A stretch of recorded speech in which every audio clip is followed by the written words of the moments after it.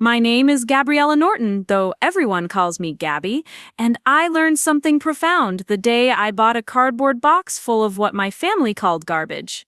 For years, I had been the one who didn't quite fit the mold they'd created. While my brother Victor climbed corporate ladders and collected accolades, I taught elementary school art classes and lived modestly in a small apartment in Hartford. They measured success in salary figures and square footage. I measured it in the smiles of second graders discovering watercolors for the first time. We spoke different languages, my family and they made certain I never forgot which dialect mattered more in their world. Before we jump back in, tell us where you're tuning in from. And if this story touches you, make sure you're subscribed, because tomorrow I've saved something extra special for you. The distance between us grew wider with every holiday gathering, every phone call where my mother's voice carried that particular tone of disappointment, every family photo where I stood slightly apart from the rest. But nothing prepared me for what would happen when Grandma Maggie passed away and left behind a house full of memories that everyone else dismissed as clutter.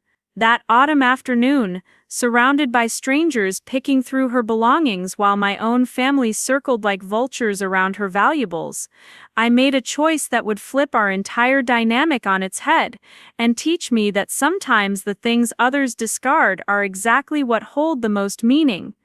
The morning of the estate sale arrived with that particular New England crispness that makes October feel both beautiful and melancholic.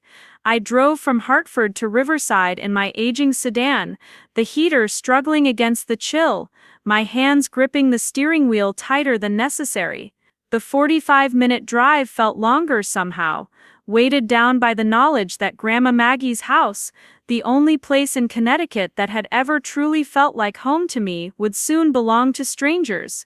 The trees lining Route 9 blazed with color, reds and golds that Grandma would have called God's own painting, and I blinked back tears more than once during that drive. She had been gone for 3 weeks, and the wound still felt raw, unhealed, made worse by the speed with which Victor had organized the sale. He'd called it efficiency. I called it erasure. Elmwood Avenue appeared exactly as I remembered it, a quiet street where houses sat back from the road behind old maples and stone walls that had stood for generations.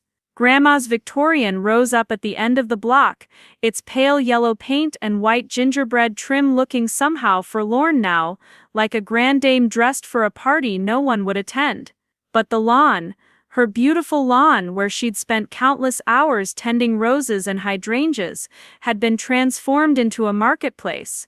Tables covered with white cloths stretched across the grass, laden with her possessions. Dishes, books, lamps, linens, all tagged with prices that seemed insultingly low. Strangers already milled about, picking up her teacups, rifling through her photo albums, handling her life with the casual disregard of people hunting for bargains. I parked on the street and sat for a moment, watching. Mrs. Helen Crowley, the estate sale organizer Victor had hired, stood near the porch with her clipboard and cash box, directing traffic with brisk efficiency. She was a woman who'd made a career of dismantling lives, packaging memories into lots, and I disliked her on sight. Near the garage, I spotted Victor holding court with Uncle Keith and Aunt Patricia, his voice carrying across the lawn in that booming way he had, confident and commanding. He wore a suit even on a Saturday, navy blue with a crisp white shirt, because Victor never missed an opportunity to remind everyone of his status. My mother and father stood nearby, my mother's hand resting on a carved wooden chest that I recognized as one of Grandma's prized pieces, her fingers possessive even before the sale had officially begun. I climbed out of my car and pulled my cardigan tighter against the wind. The air smelled of fallen leaves and distant wood smoke, scents that would forever be tied to this moment in my memory. As I walked up the driveway, my sneakers crunching on gravel, I felt eyes turn toward me. Victor's gaze found me first, and something flickered across his face, surprise perhaps, or annoyance.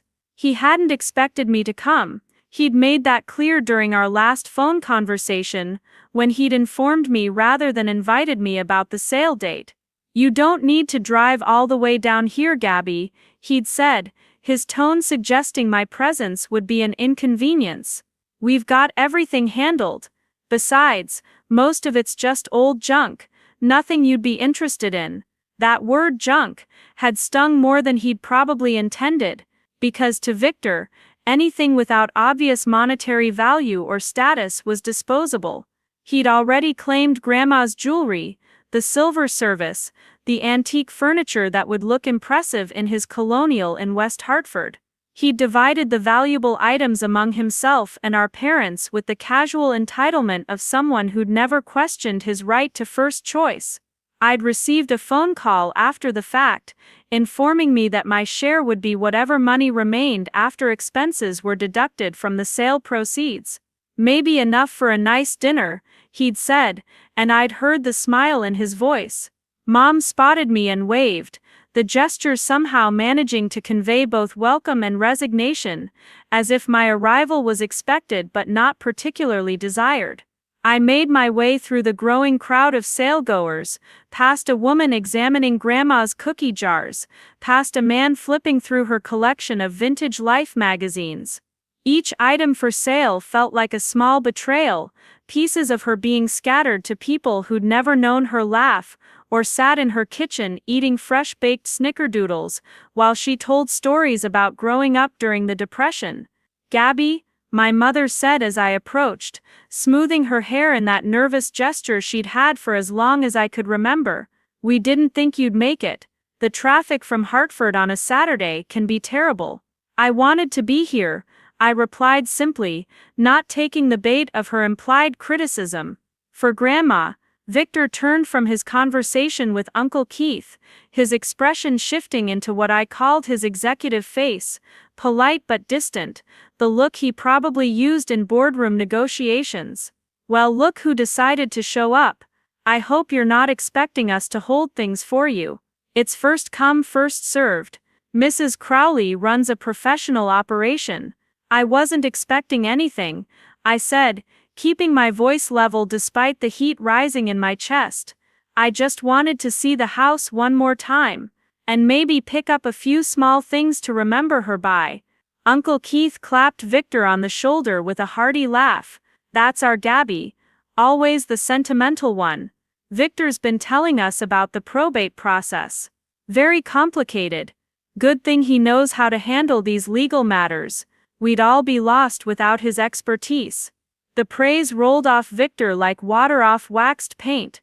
He accepted it as his due, offering a modest smile that wasn't modest at all. Someone has to take charge in these situations.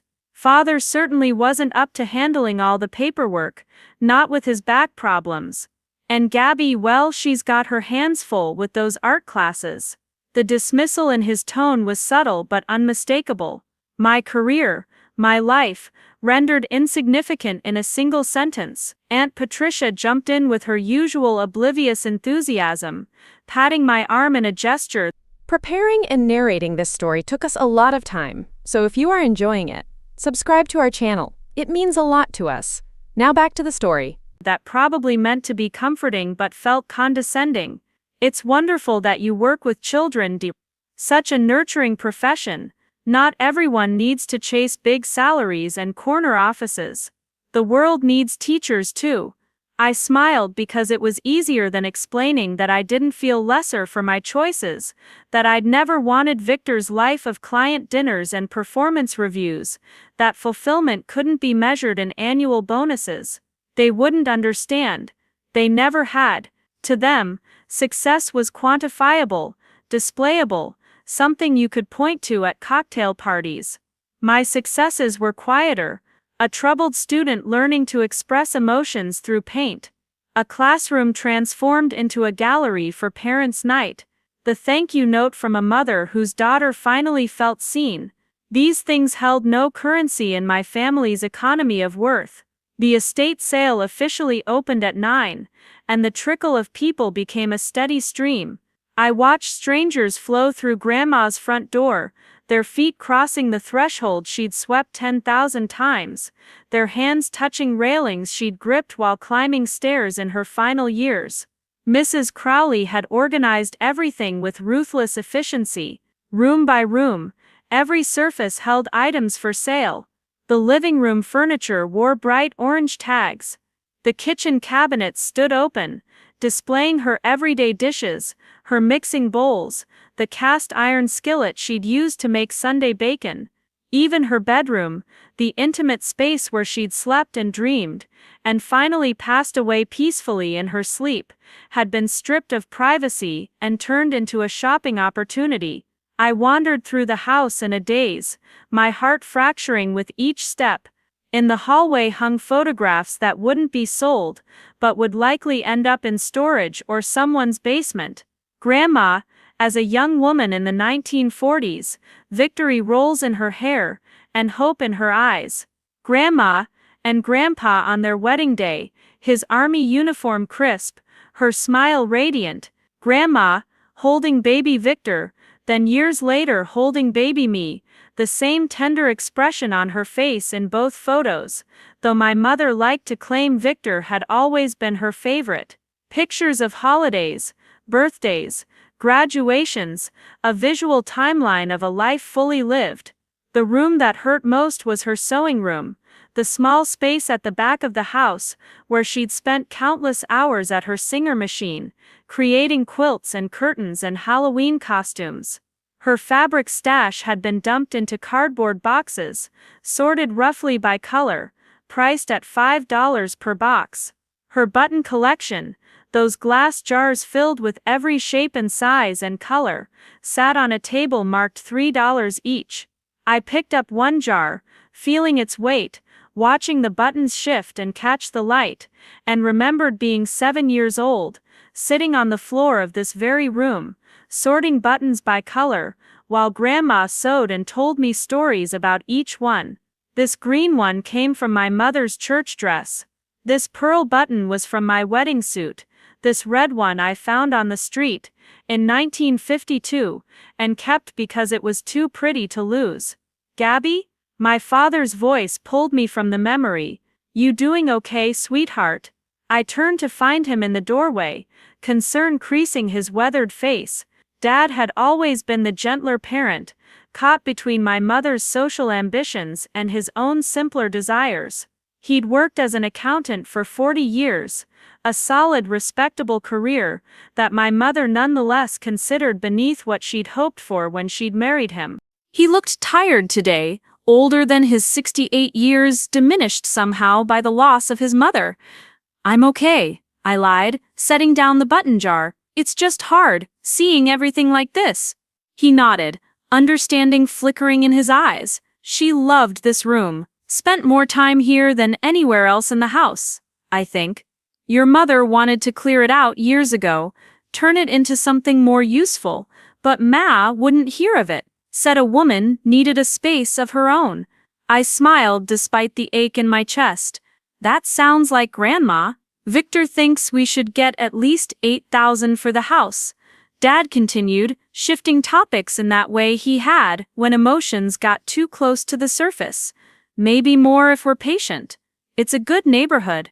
Young families moving to Riverside for the schools. Someone will want it.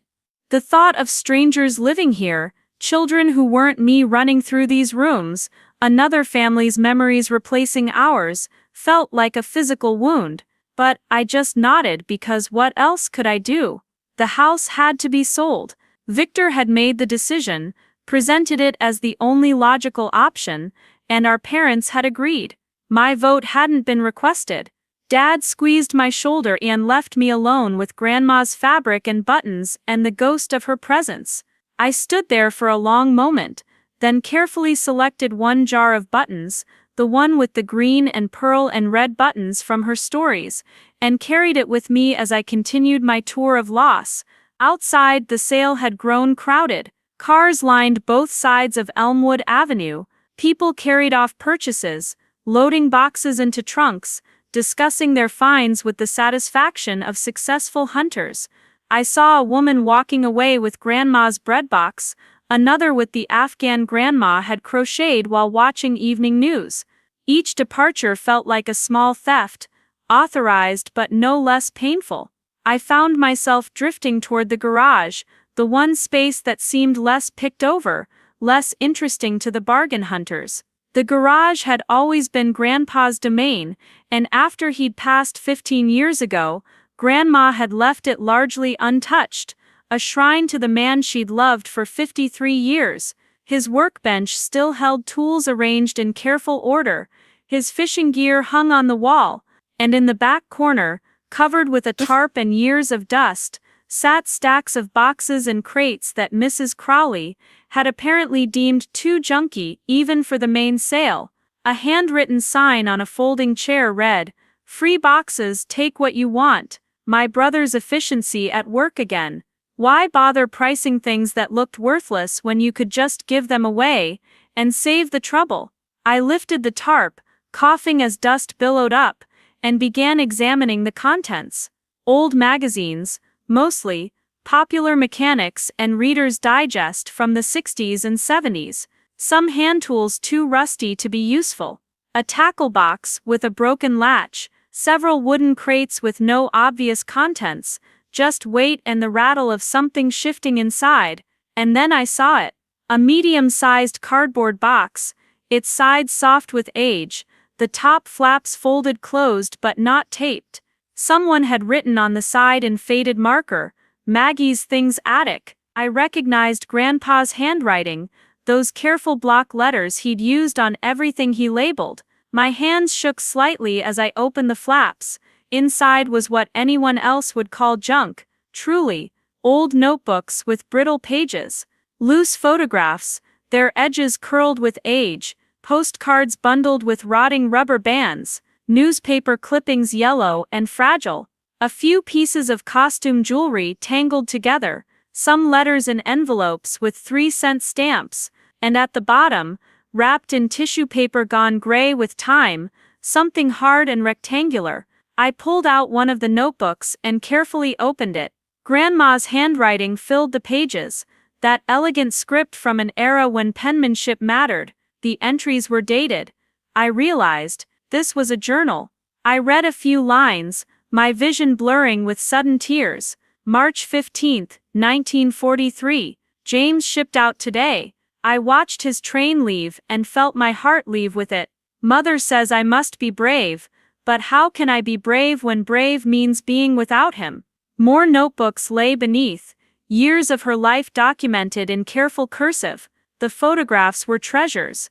Grandma as a teenager, her dark hair in rolls, wearing a dress with a white collar. Grandma and friends at what looked like a USO dance, young men in uniform, young women with bright lipstick and brighter smiles. Photos I'd never seen, moments of her life before she became Grandma, when she was just Maggie, a girl navigating war and longing and youth. I was so absorbed in my discovery that I didn't hear Victor approach until he spoke directly behind me, making me jump. Finding anything good in the junk pile, I turned, clutching the box protectively against my chest. Victor stood with his arms crossed, that familiar expression of amused superiority on his face. He'd loosened his tie, but otherwise looked as crisp as he had that morning, untouched by the chaos of the sale. "Just some old papers and photos," I said, my voice coming out more defensive than I'd intended. "Personal things. Grandma's journals." He glanced at the box with disinterest. "Oh, those. Mrs. Crowley found them in the attic. I told her to toss them, but she thought someone might want the old magazines for the covers or something. Vintage advertising, you know, but nobody's touched them." He shrugged. "If you want that stuff, take it. One less thing to haul to the dump." I pulled the box closer, feeling a surge of protectiveness that surprised me with its intensity. "These aren't just old papers, Victor, these are Grandma's journals, her personal writings. Don't you think we should at least look through them before deciding they're garbage?" He checked his watch, a gesture that communicated his impatience more clearly than words ever could.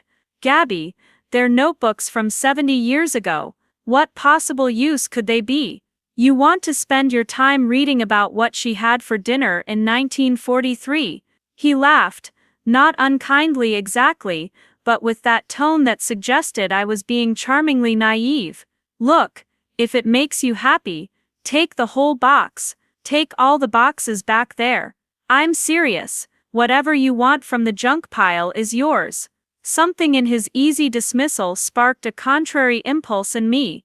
I looked back at the dusty corner, at the other boxes and crates still covered by the tarp. How many of them held pieces of Grandma's life that Victor had deemed worthless? How many contained fragments of family history that he'd never bothered to examine before condemning them to the landfill? Actually, I said slowly, I think I'll take several boxes, maybe all of them. Victor's eyebrows rose. You're joking. Gabby, do you have any idea how much space that stuff takes up? Where are you going to put it? Your apartment is what, 800 square feet? I'll figure it out, I replied, meeting his gaze steadily. You said I could have whatever I wanted from back here. I want these boxes. For a moment, something flickered across his face, a calculation happening behind his eyes. Then he shrugged again, already dismissing me and my strange choices. Fine, whatever. Do you need help loading them?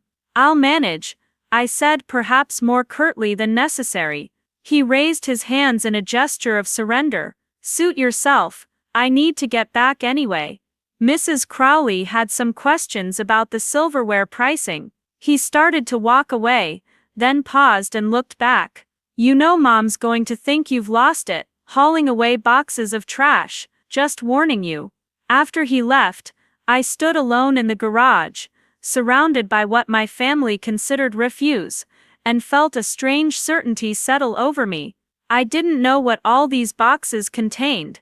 I didn't know if any of it had value beyond the sentimental, but I knew with absolute conviction that I was meant to take them, that somewhere in these dusty containers lay something important, something that mattered. Call it intuition, or stubbornness, or simply the accumulated weight of being dismissed one too many times, but I was taking these boxes home. I spent the next hour making trips to my car, carrying box after box, crate after crate. My sedan wasn't large, but I made it work, folding down the back seats, stacking carefully, fitting pieces together like a puzzle. The box with Grandma's journals I placed in the front passenger seat, buckled in as if it were a precious cargo that needed protection. People at the sale watched me with curious expressions, this woman in jeans and a cardigan, loading up what looked like garbage while the good stuff was being sold on the lawn. My mother intercepted me on my fourth trip. Gabriella, what on earth are you doing? You're taking all that filthy junk. There's nothing of value back there. We checked. It has value to me, I said, trying to keep my voice pleasant. These are Grandma's things. Her personal items. Mom's lips pressed into a thin line. That expression I knew meant she was weighing whether to push the issue or let it go. Honey, I know you're grieving, but this is bordering on irrational. You can't keep everything. That's hoarding behavior. I'm not keeping everything, I said patiently. I'm keeping the things that nobody else wanted. The things that were going to be thrown away, because they're worthless. She insisted, her voice rising slightly. Victor looked through all of it. If there was anything valuable, don't you think he would have set it aside? The implication hung in the air between us. Victor was smart, successful, capable. Victor would know value when he saw it. Therefore, if Victor had dismissed these items, they must truly be worthless. The logic was circular and infuriating, but I'd learned long ago that arguing with my mother about Victor's judgment was a losing battle. Maybe I just want to remember her differently than everyone else does, I said quietly. Maybe to me, her journals and photographs and personal things matter more than her silver spoons. My mother's expression softened slightly, though concern still creased her forehead. That's very sweet, dear, but where are you going to put all of this? Your apartment is so small, and some of those boxes look like they have mice droppings. You could get sick. I'll be careful, I promised.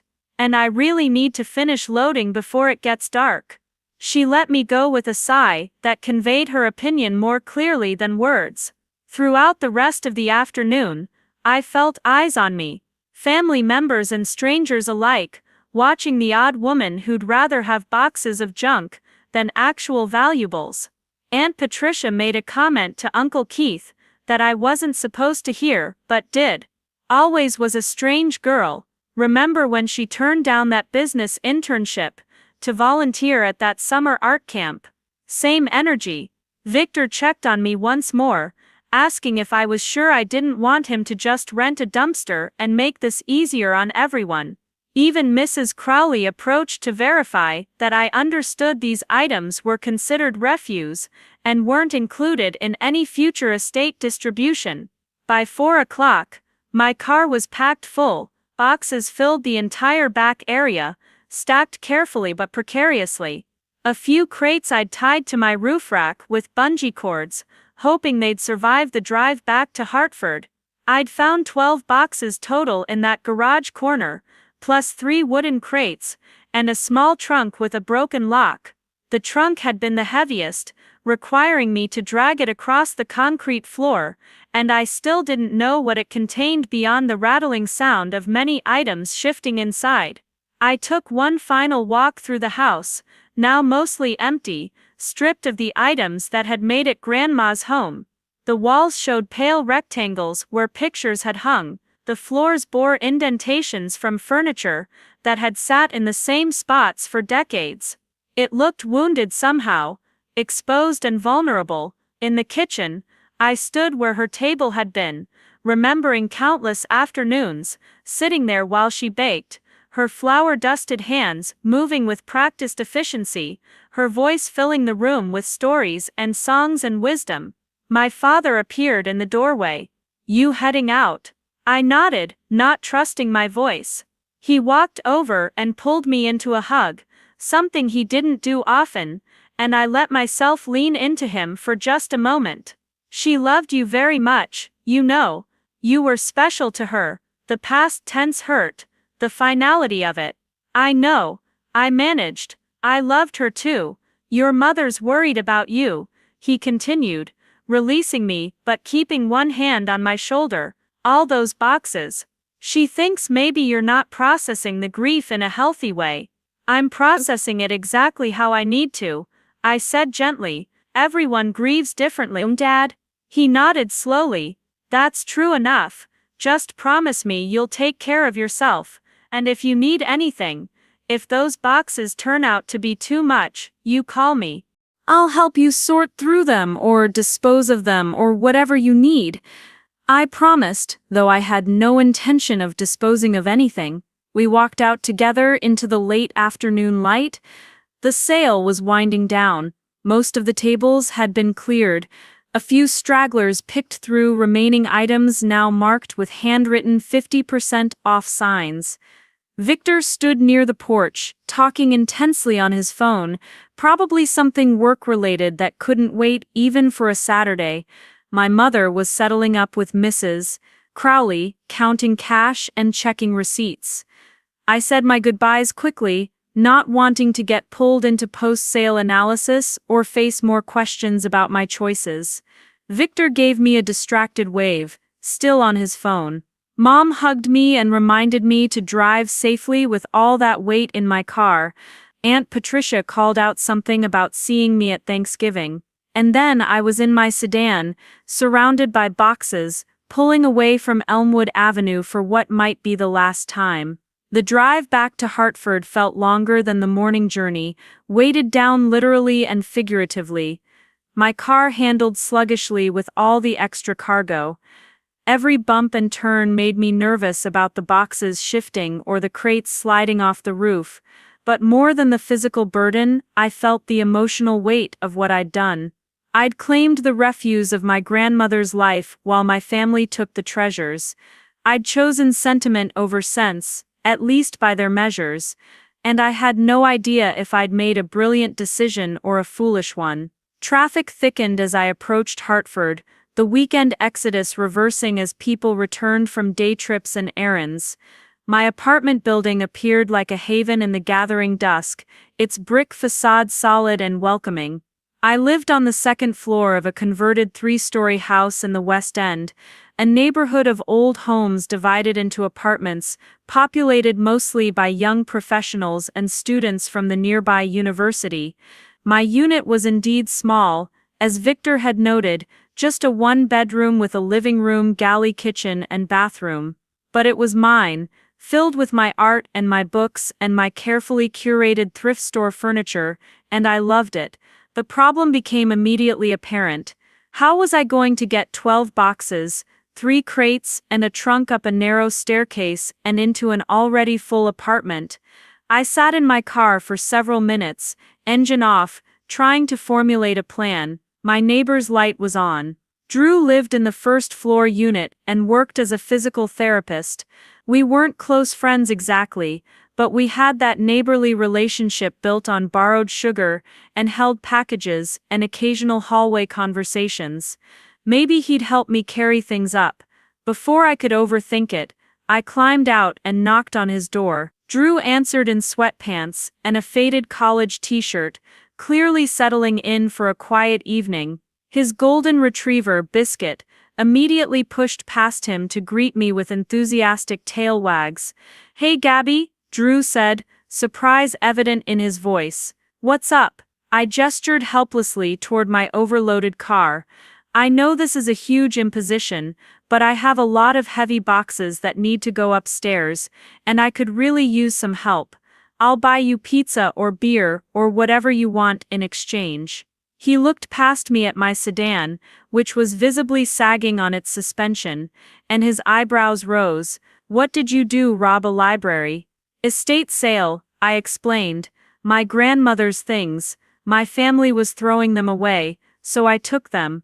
Something in my voice must have conveyed the emotional weight behind those words because his expression shifted from amused to sympathetic. "Say no more, let me grab my shoes." For the next hour we made trips up and down the stairs. Drew was strong, bless him, and didn't complain even when one of the crates turned out to weigh at least 50 pounds. Biscuit supervised from the landing, tail-wagging encouragement. My neighbors in the third-floor unit, a young couple I knew only as James and Keiko, saw us struggling and came down to help. Together, we formed an assembly line, passing boxes hand to hand up the stairs, making what would have been impossible for me alone almost easy with communal effort. By 7 o'clock, everything was in my apartment. Boxes lined every wall of my living room. The crates sat stacked in one corner. The trunk occupied the space where my coffee table usually lived, which I'd shoved aside to make room. My apartment looked like a storage unit, barely navigable, but I felt a deep satisfaction looking at it all. I ordered pizza for everyone as promised, and we sat on my floor eating and chatting. Drew asked about my grandmother, and I found myself telling stories, good memories tumbling out. James and Keiko shared about their own grandparents, the small objects they'd kept as remembrances. It was exactly the kind of evening I needed, surrounded by kind people who understood that sometimes things matter not because of their monetary value, but because of the love attached to them. After they left, I stood alone in my transformed apartment, exhausted but not ready to sleep. The box of journals still sat on my counter where I'd placed it first thing.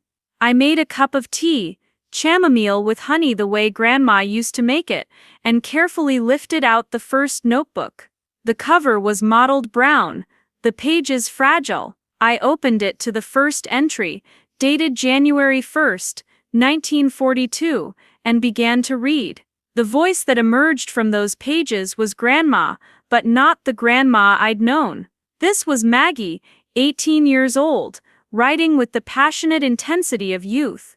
She wrote about the war, about boys shipping out and not coming home, about working at a factory making parachutes and feeling proud to contribute. She wrote about my grandfather, James, with such tenderness it made my chest ache.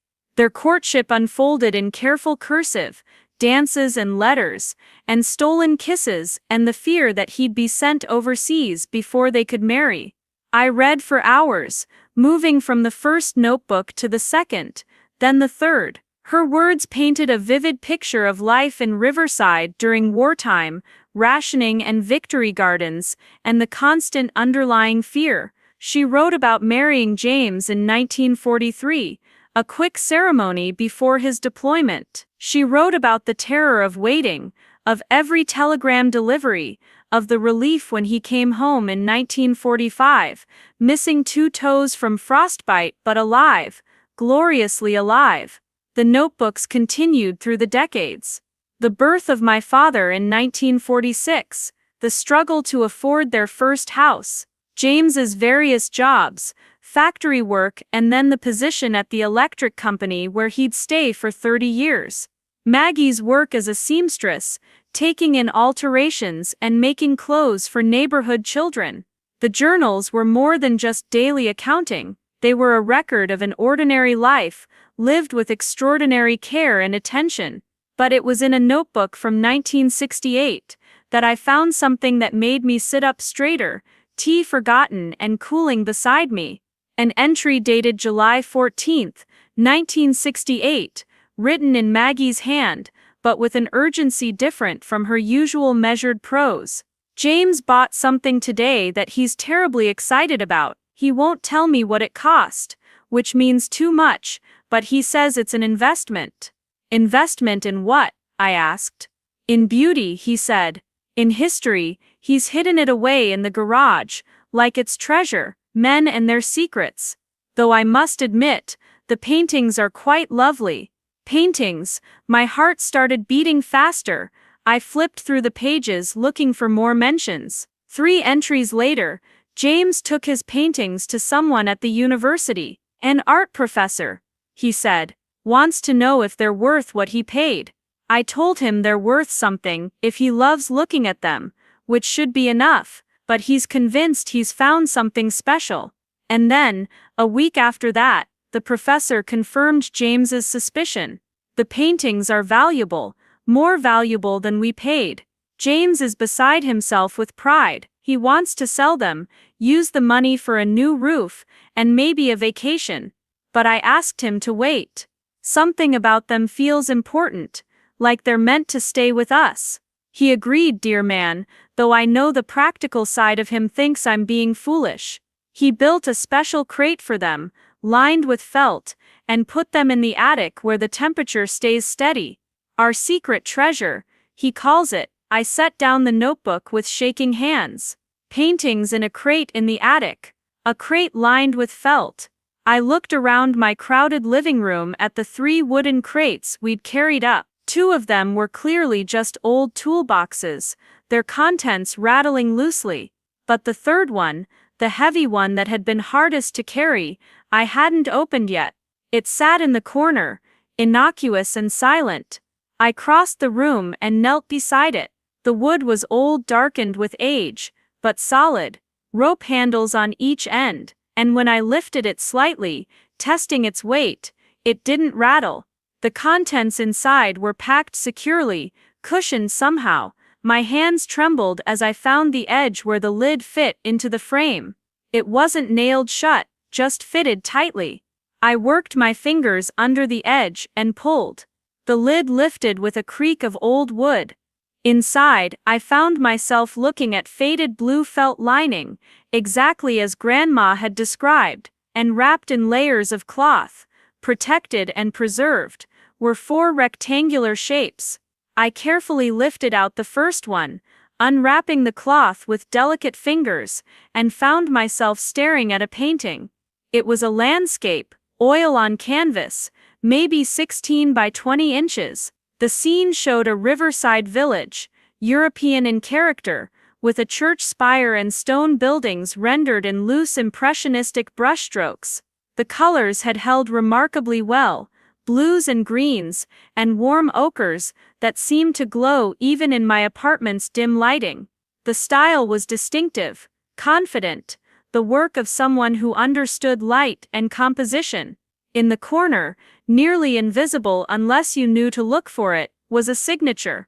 I pulled out my phone with shaking hands and typed the signature into a search engine. The results that came back made me gasp aloud. The artist's name appeared on museum websites, in auction records, in articles about American Impressionists of the early 20th century. I clicked on image results and saw paintings that shared the same style, the same confident brushwork, selling at galleries and auction houses for prices that made my vision blur. I carefully unwrapped the other 3 paintings. Another landscape, this one of a harbor scene. A still life of flowers in a blue vase. And finally, a portrait of a young woman in a white dress, standing by a window, her face turned toward light that seemed to illuminate her from within.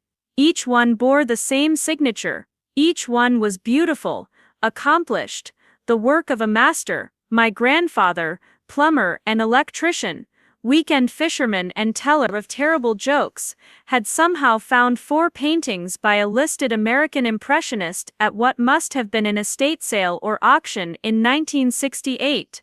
He'd paid something for them, enough that Grandma wouldn't write the price down. He'd had them authenticated by a university professor. And then, instead of selling them for the practical money they needed, he and Grandma had kept them, wrapped them carefully, and stored them away. I sat on my apartment floor, surrounded by paintings that my family had dismissed as junk, and I started to laugh. It began as a small chuckle, barely audible, but grew until I was laughing so hard tears streamed down my face. The irony was almost too perfect. Victor, with his business degree and his careful calculations, had looked at these crates and seen garbage. Mrs. Crowlett, with her professional estate sale experience, had relegated them to the free pile. My entire family had walked past these boxes without a second glance, too focused on the obvious valuables, the silver and jewelry and furniture that screamed their worth. And I, the family disappointment, the art teacher who lived in a tiny apartment and drove an old car, had recognized something they couldn't see. Not because I was smarter or more observant, but because I'd taken the time to look, because I'd valued Grandma's journals enough to read them, because I'd cared about her life beyond what could be sold for profit.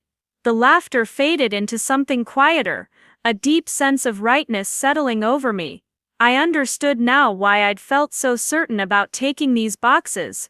Some part of me, the part that had spent years looking at art with students, teaching them about brushstrokes and composition, and the way light could transform a canvas, had recognized quality even wrapped in cloth, and hidden in an old crate. Or maybe it was simpler than that. Maybe I just loved Grandma enough to believe that anything she'd kept mattered. I spent the rest of the night carefully examining each painting, taking photographs from multiple angles, documenting every detail. The canvases were in remarkable condition considering their age. A few showed minor crackling in the paint, expected for works probably created in the 1920s or 30s. The frames were simple but well made, wooden with a warm patina that suggested quality. On the back of each canvas, I found additional information. Gallery labels, faded but legible, from a place called the Riverside Art Society. Dates from 1927 and 1928, and on one, a price notation in pencil, $35, which would have been significant money during the Depression. My mind raced with questions. How had these paintings ended up at an estate sale or auction in 1968? Had they belonged to the original purchaser from that Riverside gallery, someone local who'd bought them new and kept them for 40 years? Or had they changed hands multiple times, their value forgotten or unknown? And how had Grandpa, a working-class man without art education, recognized what he was looking at? I pulled out my laptop and began serious research. The artist's name led me down a rabbit hole of art history. He'd been part of the American Impressionist movement, trained in Paris, exhibited widely in the 1920s. His work was represented in several major museums, but he'd died young, only 42, in 1931, which limited his total output and made his paintings particularly valuable to collectors. The auction records I found showed his work selling anywhere from $15,000 for small sketches to over $200,000 for major canvases. My paintings weren't his masterworks. They were smaller, probably done quickly, what art historians might call cabinet pictures, meant for domestic display rather than museum walls. But they were authentic, signed, documented with gallery provenance, and in excellent condition. Even at the conservative end of valuation, I was looking at significant value, possibly life-changing value. I should have felt elated. Instead, I felt strangely calm, as if I'd known all along that something important hid in those boxes. I made myself stop researching and start thinking practically. These paintings needed proper evaluation by an expert, someone who could authenticate them definitively and provide accurate appraisal. They needed to be insured immediately, and I needed to decide what to tell my family and when. The thought of my family brought a complicated swirl of emotions. Part of me wanted to call Victor right that moment, to hear the shock in his voice when I explained what he'd dismissed as garbage. Part of me wanted to say nothing, to keep this discovery private, to protect it from their judgment and their inevitable attempts to claim a share. But the practical part of me knew I'd have to tell them eventually. These paintings had been Grandma's, part of her estate, and even though Victor had literally given them away, had told me to take whatever I wanted from the junk pile, there would be questions about ownership and inheritance. I wrapped the paintings carefully back in their cloths and returned them to the felt-lined crate. Tomorrow I would figure out next steps, find an appraiser, start the authentication process. Tonight I needed sleep, though I doubted I'd get much with my mind spinning like this. But first, I sent a text to my husband Owen. I'd been so absorbed in the estate sale and the discovery that I'd barely thought about him all day, which made me feel guilty. Owen taught at the University of Connecticut, medieval history primarily, but his real passion was antiques and historical artifacts. We'd met 3 years ago at an estate auction, both bidding on a Victorian writing desk that he'd ultimately won. He'd bought me coffee as consolation. We'd talked for 4 hours about our shared love of old things and the stories they carried, and I'd known before that first date ended that I was going to marry him. He was in Boston this weekend at an academic conference, presenting a paper on trade routes in 14th century England, which was why he hadn't come to the estate sale with me. But I needed to tell him what I'd found, needed his steady presence even if just through text. I typed, "You're not going to believe what was in Grandma's garage. Call me when you can. I'm fine, everyone's fine, but I found something incredible." His response came almost immediately. "In a session but breaking out now, 5 minutes." I used those 5 minutes to make fresh tea and try to organize my thoughts into something coherent. When my phone rang, I answered before the first ring finished. Owen's voice came through warm and familiar, tinged with curiosity and concern. "Okay, you have my complete attention. What did you find?" I told him everything, starting with Victor's dismissal of the boxes, the journals, the entry about paintings, the crate in my living room, the discovery of 4 signed works by a listed American impressionist. The words tumbled out in a rush, probably incoherent, but Owen listened without interrupting, making small sounds of acknowledgement that meant he was following along. When I finished, silence stretched for a moment, then Owen laughed, a delighted sound that made me smile. "Gabby, do you realize what you've done? You've made possibly the best estate sale find I've ever heard of outside of television shows. 4 paintings by a known artist, authenticated provenance, excellent condition, discovered in a box marked free. This is extraordinary." "I know," I said, relief flooding through me at his enthusiasm. "But Owen, what do I do? I need an appraiser, but I don't know who to trust, and I have to tell my family eventually. But Victor literally gave these away. He told me to take whatever I wanted from the junk pile. Does that mean they're legally mine? Slow down, Owen said gently. First, yes, if he gave you explicit permission to take items he'd designated as refuse, those items are yours. You might want to document that somehow, get it in writing if possible, but from a legal standpoint, you're almost certainly clear. Second, for authentication and appraisal, I know someone perfect, Dr. Helena Westfield. She's based in New Haven, specializes in American art from that period, and she's absolutely trustworthy. I've worked with her on several estate evaluations. I'll text you her contact information. Should I tell my family now or wait until after the appraisal? I asked the question that had been nagging at me. Owen was quiet for a moment, considering. That's entirely your decision, love. But if I were you, I'd wait. Get the paintings properly authenticated and appraised first. Make sure you have all the documentation in order.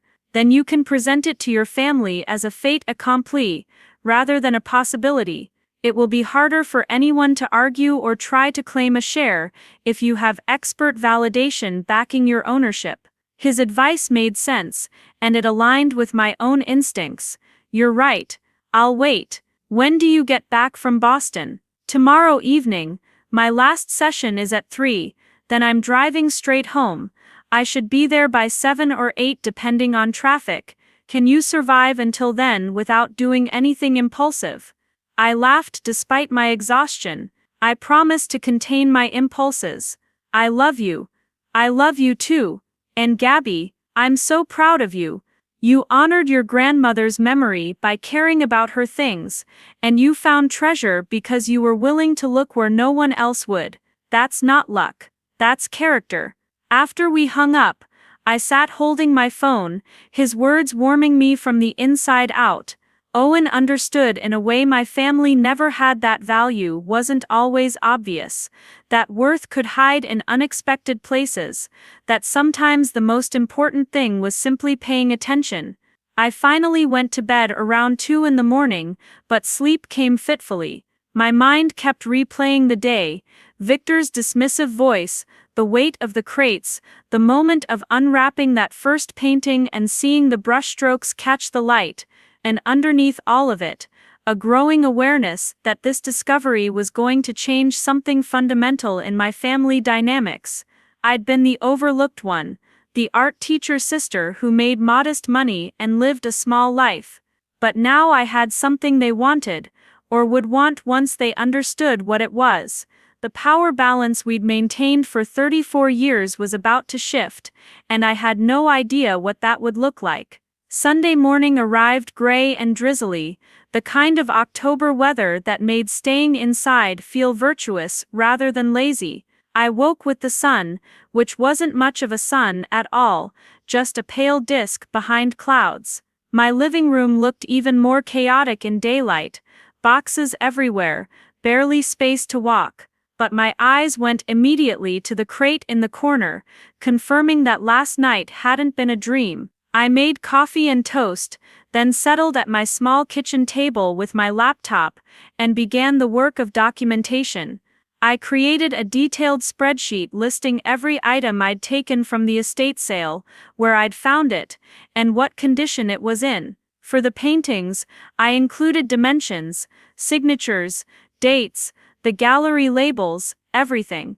I photographed the journal entry where Grandma had written about James buying paintings.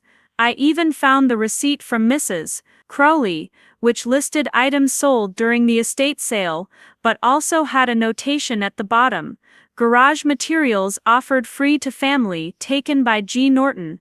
It wasn't a legal contract, but it was documentation that I'd taken these items with permission, and that they'd been designated as having no value by the estate sale organizer. Combined with Victor's verbal permission, which I'd heard in front of the open garage, I felt reasonably confident about my legal standing. Next, I emailed Dr. Helena Westfield using the contact information Owen had sent. I kept the message professional but warm, explaining that I was Owen Mitchell's wife, that I'd discovered what appeared to be 4 paintings by the artist in question, and that I needed expert authentication and appraisal. I attached several photos of the best painting, the portrait of the young woman, showing both the full canvas and close-ups of the signature and gallery label. I hit send and tried not to obsess about when she might respond. It was Sunday morning, she probably wasn't checking email. I'd hear back Monday at the earliest, maybe not until later in the week. I needed to occupy myself with something else, or I'd drive myself crazy refreshing my inbox. The journals provided the perfect distraction. I pulled out the next notebook in the chronological sequence, dated 1952, and lost myself in Grandma's words. She wrote about my father as a child, his first day of school, his fascination with numbers and patterns that would eventually lead him to accounting. She wrote about the neighborhood, families moving in and out, children growing up, the rhythms of suburban life in the 1950s. Her voice on the page was so vivid I could almost hear her speaking, that slight Connecticut accent, the way she'd pause to collect her thoughts before saying something important. Around noon, my phone buzzed with an email notification. Dr. Helena Westfield had responded, and on a Sunday no less. Her message was brief but excited. "Mrs. Mitchell, thank you for reaching out. Based on the photographs you sent, I believe you may indeed have an authentic work by this artist. The signature appears correct, and the style is consistent with his known pieces from that period. I would very much like to examine these paintings in person. Would you be available to bring them to my office in New Haven this week? I've CC'd my assistant who can help schedule an appointment." My heart raced reading her words. She thought they were real. An expert in American art from this period thought they were authentic based on photographs alone. I immediately replied, saying I could come any day this week, at whatever time worked for her schedule. Within 20 minutes, her assistant had responded offering Tuesday at 10 in the morning. I accepted before I could second-guess myself. Tuesday was only 2 days away. 2 days until I'd know for certain what I had, what they were worth, what this meant for my life. The waiting felt impossible, time stretching out like taffy. I forced myself to be productive, spending Sunday afternoon, carefully going through the other boxes I'd taken. Most contained exactly what they'd appeared to contain: old magazines, rusty tools, fishing gear, random household items that Grandpa had saved for reasons lost to time. But I found treasures nonetheless, treasures of sentiment if not value. One box held all of my childhood artwork that I'd made at Grandma's house: crayon drawings from age 4, watercolors from age 8, the pottery bowl I'd made at age 12 with my handprint pressed into the clay. She'd kept everything, every piece I'd ever given her, carefully stored in chronological order. I sat on my floor crying as I flipped through construction paper cards and finger paintings, seeing my younger self through her eyes, seeing how she'd valued my art, even when my own parents had treated it as a phase I'd grow out of. Another box contained photographs, hundreds of them, organized roughly by decade. Photos of family gatherings, holidays, birthdays, everyday moments that someone had deemed worth capturing on film.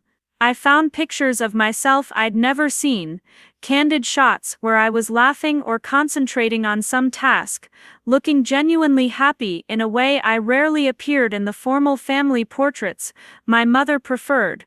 Grandma had seen me, really seen me, and these photographs were proof.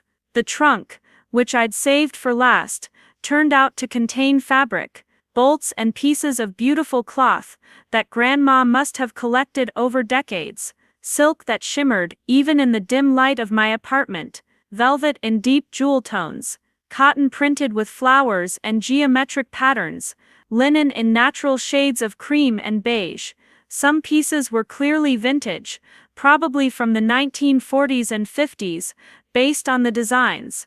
Others were more recent, All of it was carefully folded and stored with sachets of lavender to keep it fresh.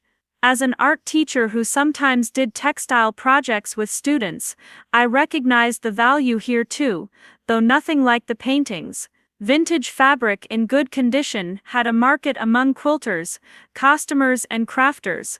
But more than that, this was Grandma's collection, evidence of her life as a seamstress and her eye for color and pattern. Each piece told a story, a dress she'd planned to make, a quilt she'd considered, possibilities that had remained just that, possibilities. By Sunday evening, I'd sorted through everything. I'd created organized piles, items to keep for sentimental value, items to donate, items that might have resale value worth researching. The paintings stood apart from all of it, literally and figuratively, waiting in their crate for Tuesday's appointment. Owen called that evening from a rest stop somewhere in Connecticut, still an hour from home. I gave him a full update, the appointment with Dr. Westfield, the other treasures I'd found in the boxes. He listened with the patient attention that was one of the qualities I loved most about him, never rushing me, asking thoughtful questions, understanding why the childhood artwork mattered as much as the valuable paintings. When I finally saw him, standing in my doorway with his conference bag slung over one shoulder, and that slightly rumpled look he got after long days of academic presentations, relief washed over me. I hadn't realized how much I'd needed his physical presence, until he was there, solid and real. He pulled me into a hug that smelled like coffee and his familiar soap, and for the first time since Friday, I felt completely grounded. After I'd fed him leftover pasta, and he'd changed into comfortable clothes, we sat on the floor of my living room, and I showed him everything. The journals first, reading him some of Grandma's entries, watching his face as he absorbed her words. Then the childhood artwork, the photographs, the vintage fabrics, and finally, with a sense of ceremony, I opened the crate and unwrapped the paintings one by one. Owen's reaction was everything I'd hoped for. He examined each canvas with the careful attention of someone who understood art and history, turning them to catch different light, studying the brushwork, reading the gallery labels. When he looked up at me, his eyes were bright with excitement. "Gabby, these are museum quality. I'm not an expert in American Impressionism, but I've seen enough art to recognize accomplished work. The composition, the use of light, the confident brushstrokes. These are the work of a master." We spent the rest of the evening researching together, finding more information about the artist, his life, his career, his tragic early death. We looked at auction records and gallery sales, trying to establish a reasonable value range for paintings of this size and period. Every new piece of information confirmed what we'd already suspected. I'd found something extraordinary. Monday crawled by with painful slowness. I'd taken personal days from school for Monday and Tuesday, telling my principal I needed time to handle my grandmother's estate. It wasn't a lie, just not the complete truth. I used Monday to prepare for the appointment with Dr. Westfield, carefully rewrapping each painting in clean cloth, placing them in the crate with additional padding, making sure they'd travel safely. I also called my insurance company and added a rider to my renter's policy for valuable artwork. The agent asked questions about provenance and value that I couldn't fully answer yet, but we agreed on temporary coverage based on my description and the research I'd done. It felt surreal, discussing insurance for paintings that 48 hours ago had been considered trash. Monday evening I got a phone call from my mother. I almost didn't answer, seeing her name on my screen and feeling a surge of anxiety about what she might ask or say. But avoiding her would only make things worse, so I picked up. "Gabriella, I'm calling to check on you," she said without preamble. "You left so quickly on Saturday and you were hauling all those filthy boxes. Did you even get them all in your apartment? I'm worried you've created a fire hazard with all that old paper and wood." I bit back my first response and kept my voice neutral. "Everything's fine, Mom. I got them all upstairs safely. and I've been going through them. There's actually some really interesting stuff. Family photos and grandma's journals. Journals. She sounded surprised. Mother kept journals. I had no idea. What does she write about? Everything. Daily life, family, her thoughts about things. It's like getting to know her as a person beyond just being our grandmother. I paused, weighing how much to say. She wrote about you and Dad's wedding, about how proud she was when Dad started his accounting firm. My mother's voice softened. She was proud of your father, worried about him too, starting a business during a recession. But proud, a pause. Is there anything in those journals about me? The vulnerability in her question caught me off guard. My mother rarely showed uncertainty, and hearing it now reminded me that she was grieving too, that she'd lost her mother-in-law who she'd known for over 40 years. I haven't read everything yet, I said honestly. But yes, she writes about you, about what a good mother you were, how organized, how you kept everything running smoothly. I'd like to read them someday, she said quietly. When you're done with them, of course, I promised. I'll make copies of the important parts. These are family history. Everyone should have access. We talked for a few more minutes, the conversation easier than I'd expected. She didn't mention the paintings because she didn't know they existed. Nobody knew except Owen, and now Dr. Westfield. The secret sat between us on the phone line, invisible but significant, and I felt a twinge of guilt for not telling her. But Owen's advice echoed in my mind. Wait until you have authentication and appraisal. Wait until you have all the facts. After we hung up, I sat looking at my phone, thinking about family and secrets and the way information could shift relationships. Once I told them about the paintings, everything would change. My mother would likely feel conflicted, glad I'd found something valuable but uncomfortable that I'd found it by taking what they'd considered garbage. Victor would be angry at himself for missing it, and that anger might redirect toward me. My father would probably just be quietly pleased that something good had come from his mother's estate. Tuesday morning arrived clear and cold, the kind of autumn day where the sky looked impossibly blue, and every leaf seemed to glow with color. I woke before my alarm, nerves and excitement making sleep impossible. Owen had offered to come with me to New Haven, but he had 2 classes he couldn't cancel, so I'd be making the drive alone. Part of me was grateful for that. This felt like something I needed to do myself, the culmination of a journey that had started with being dismissed by my family, and ended with discovering treasure in what they'd thrown away. I dressed carefully, choosing clothes that felt professional but comfortable, dark jeans, a navy sweater, my good boots. I wanted to be taken seriously, to present myself as someone who understood what she had, and deserved respect.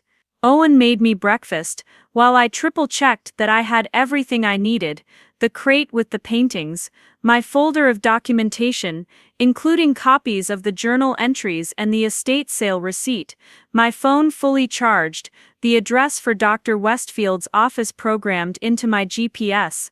The drive to New Haven took just under an hour, traffic light on a Tuesday morning. Dr. Westfield's office was located near Yale's campus in a historic brick building that housed several art galleries and consulting firms.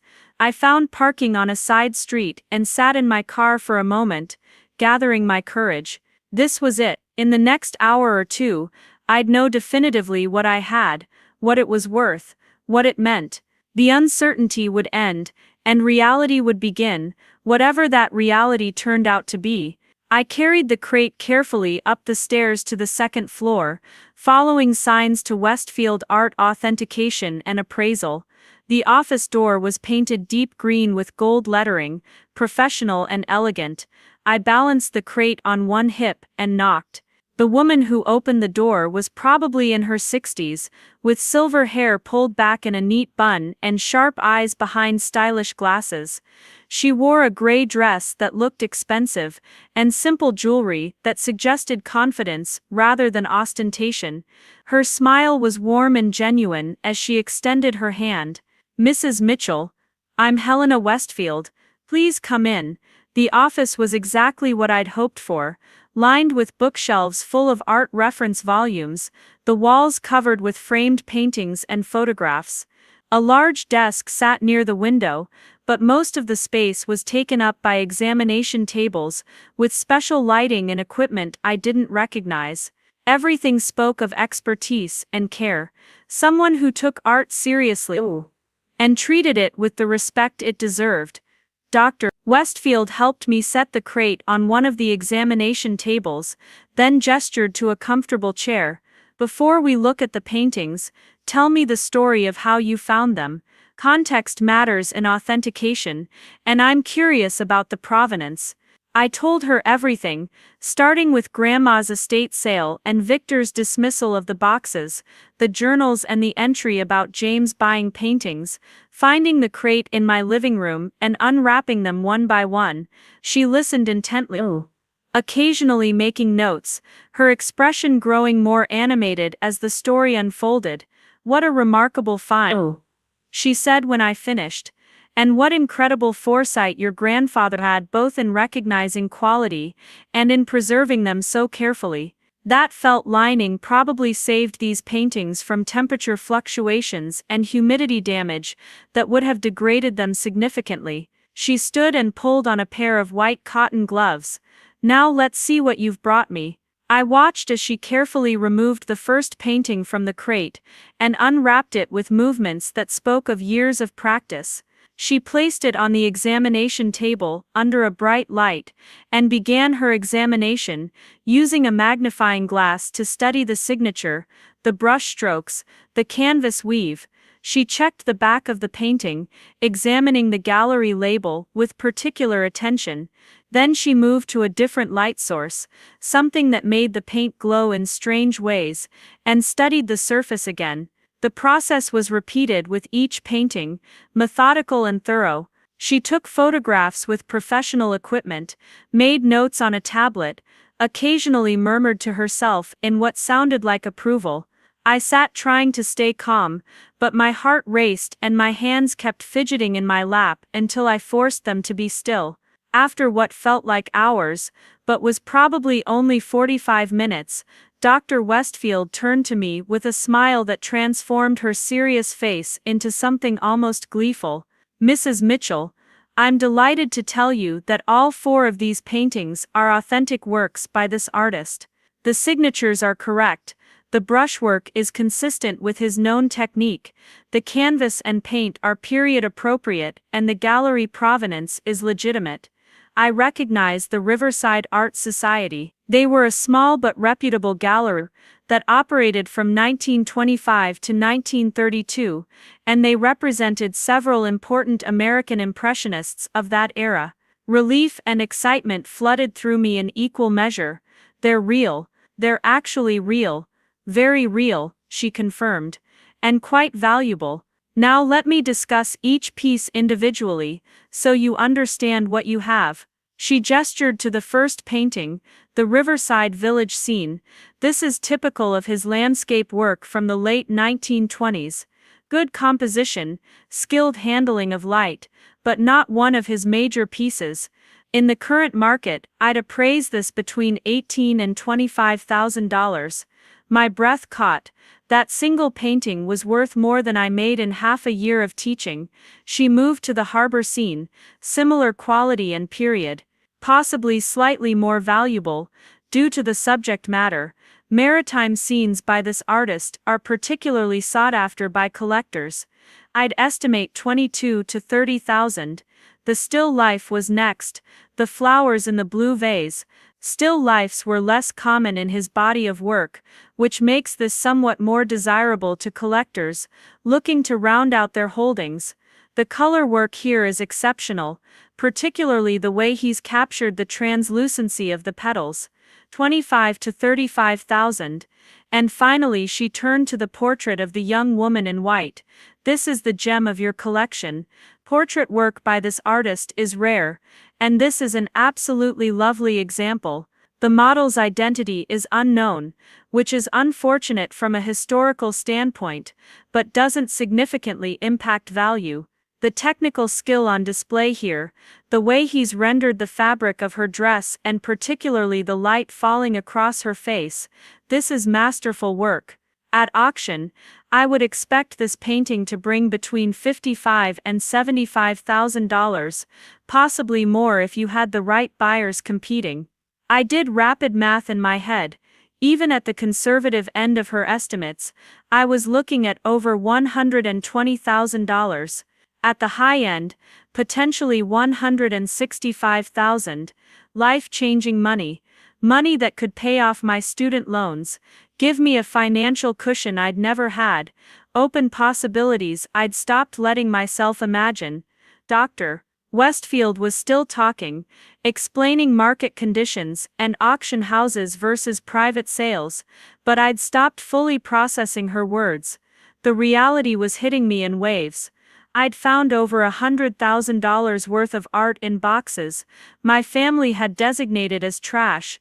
I'd trusted my instincts and my love for Grandma enough to take what no one else wanted, and I'd discovered treasure. "Are you all right, Mrs. Mitchell?" Dr. Westfield's concerned voice broke through my daze. "This can be overwhelming, I know. Why don't I get you some water?" I nodded, accepting the glass she brought me from a small refrigerator in the corner. The cold water helped ground me, brought me back to the present moment. "I'm okay, just processing. This is more than I imagined. It's a significant find," she agreed. "Now we need to discuss next steps. You have several options for how to proceed with these paintings. You could sell them at auction, which would likely bring top dollar, but involves fees and waiting for the right sale. You could sell them privately, which might be faster and involve lower fees, but potentially lower prices. Or you could keep them, insure them properly, and enjoy them as both art and investment that will likely appreciate over time." We spent the next hour discussing practicalities. She explained the authentication process she'd completed, and would formalize in a written report, including chemical analysis of the paint, to confirm period-appropriate materials, and comparison with known works in museum databases. She gave me names of reputable auction houses and art dealers, who specialized in American Impressionism. She provided insurance recommendations and suggestions for climate-controlled storage if I decided not to keep the paintings in my apartment. By the time I left her office, carrying the crate of now authenticated paintings, and a folder thick with documentation, my head was spinning with information and possibilities. But underneath all the practical considerations, one thought kept repeating: I have to tell my family. The drive back to Hartford felt surreal, as if I were floating slightly above my own life, watching it unfold from a distance. I'd entered Dr. Westfield's office with hope, and left with certainty. The paintings were real, they were valuable, they were mine. And now I had to figure out how to share this information with people who had dismissed everything I'd taken as worthless junk. I called Owen from the car, using the hands-free system, and told him everything Dr. Westfield had said. His whoop of excitement made me laugh, the first genuine laugh since leaving New Haven. "Gabby, this is incredible. I'm so proud of you, and vindicated in my belief that your instincts about art are excellent." "I got lucky," I protested. "You got observant," he corrected. "You paid attention when no one else did. That's not luck, that's skill. So, what's next? When are you telling your family?" That was the question I'd been avoiding thinking about too directly. I need to, obviously, but Owen, I'm dreading it. Victor is going to lose his mind when he realizes what he gave away, and my mother will have opinions about what I should do with the money, and everyone will suddenly care very much about these paintings they walked past without a glance. "You're not required to tell them immediately," Owen said gently. "Take a few days, process this yourself first. Decide what you want to do with the paintings, what you want to say to your family. You're in control of this narrative, Gabby. Don't let anyone take that away from you." His words steadied me. He was right. I didn't owe anyone an immediate announcement. I could take time to think, to plan, to prepare myself for the inevitable family drama. Okay, I'll wait until this weekend. Maybe I'll invite everyone to our apartment, tell them all at once. That way I only have to go through it once. That sounds like a good plan. I'll be right there with you, backup and support, we're a team. We talked for a few more minutes, mundane things about dinner plans and his afternoon classes, normal life continuing even as mine was transforming. After we hung up, I drove the rest of the way home in contemplative silence, watching the familiar landscape of Connecticut roll past, thinking about Grandma and Grandpa and the paintings they'd kept secret for decades.